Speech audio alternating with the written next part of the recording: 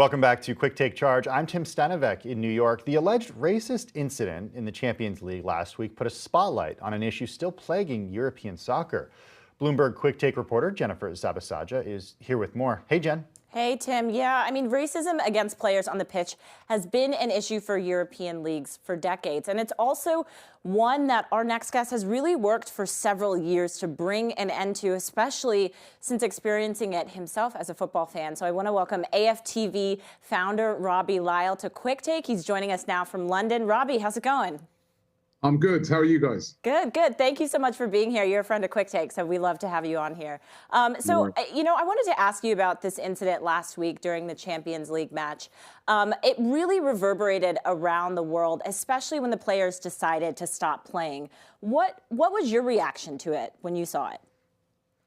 Well, my first reaction was this one's the one to end all, because a referee or assistant referee being accused of racially abusing a player, that one I couldn't believe. I'd never heard that one before. So, I was astounded. But then when the players walked off the pitch and eventually the game was abandoned, I kind of had that feeling of about time.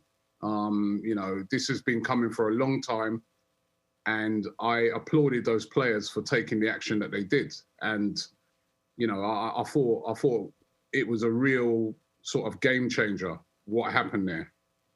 And I mean, we heard one executive say that players are sort of tired of half measures that are being taken by leagues. I wonder if you think this issue is actually being taken seriously. I mean, I remember talking to you about a year ago in London about similar things that were happening in the stands. Now it's happening on the field. I mean, what's going on? I've just felt over the years that it hasn't been taken seriously. And I've always felt that until something like what happened last week happens, then it's going to start getting taken seriously. For a game to get abandoned, it was behind closed doors, so I suppose it was a bit easier to abandon because there's no fans there. But still, it was a big deal, So PSG, they're a huge club, and for them to abandon the game in solidarity with the Turkish players, I thought was a real big statement. And We've had it over here so many times. There was an England game a couple of seasons ago where England played in Bulgaria, and they were getting racially abused heavily in that game by the fans. And the players, momentarily looked like they were going to all walk off the pitch. In the end, they ended up finishing the game, but there was a lot of talk after that the players should have walked off. So I really applaud those players for the action that they took, although I still look on it all the time and say to myself, it shouldn't be down to the players. It should be the authorities that are running football who make these decisions and say to the players, off you come, because there's a lot of pressure to put on players who only want to go there and play the game, to ask them to walk off the pitch. Yeah, and I mean, I heard you earlier this year saying that you were afraid that racism was creeping back into the game. So, what are things that you want to see from some of these leagues? What are the actions you want to see them take? I think quite simply, zero tolerance to racism in football. It's been going on long enough.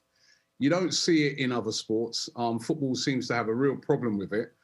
And I think the action that needs to be taken is zero tolerance, and, sometimes there's been repeat offenders, certain football clubs where there's been repeat offenders because, you might have like certain groups that have attached themselves to these clubs.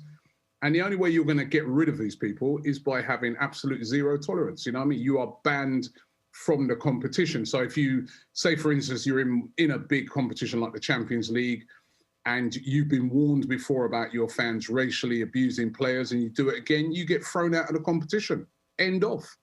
I think that's the way to get rid of it, because then the clubs will have to take action on their own fans. And that's when we start to eliminate it. So for me, we've been talking about this long enough. It's getting boring doing interview after interview after interview saying the same thing. Zero tolerance to any form of racism in football. Anyone who gets caught doing it as a player, you're banned. Fans, you're banned for life. Football clubs, you are thrown out of competitions. End of. Zero tolerance. Hopefully we see that in 2021.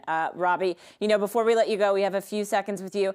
I have to ask your prediction for the rest of the season. I wonder, with your beloved Arsenal, are you more likely to see them in the top 6 or winning the Europa League? Top 6. I don't know. They're your team. You see what's going on with our club? I don't think we've got no chance of the top 6. I mean, Arsenal in a really bad way at the moment. We're 15th in the league. I don't think that's where we'll end up. I think we will climb the table, but there's no doubt at the moment that Arsenal, as a football club, in a real crisis at the moment. This is our worst ever position, worst ever start to the season since the 80s. We're breaking every record when it comes to the worst run. We've lost 4 consecutive games at home, and something has to change. We've got a game on Wednesday night that is a must win, and the manager's under a lot of pressure. There are a lot of fans now starting to say, we need a change. I see that the club came out yesterday and they've backed him, but he's got to turn it around soon, Mikel Arteta, because this is a huge football club, and the fans are hurting at the moment. It's time. The message from Robbie Lyle. I'm sure they'll hear that. All right. We have to leave it there, Robbie. Thank you so much for joining us on Quick Take. As always, founder of AFTV, thanks for your time. Tim?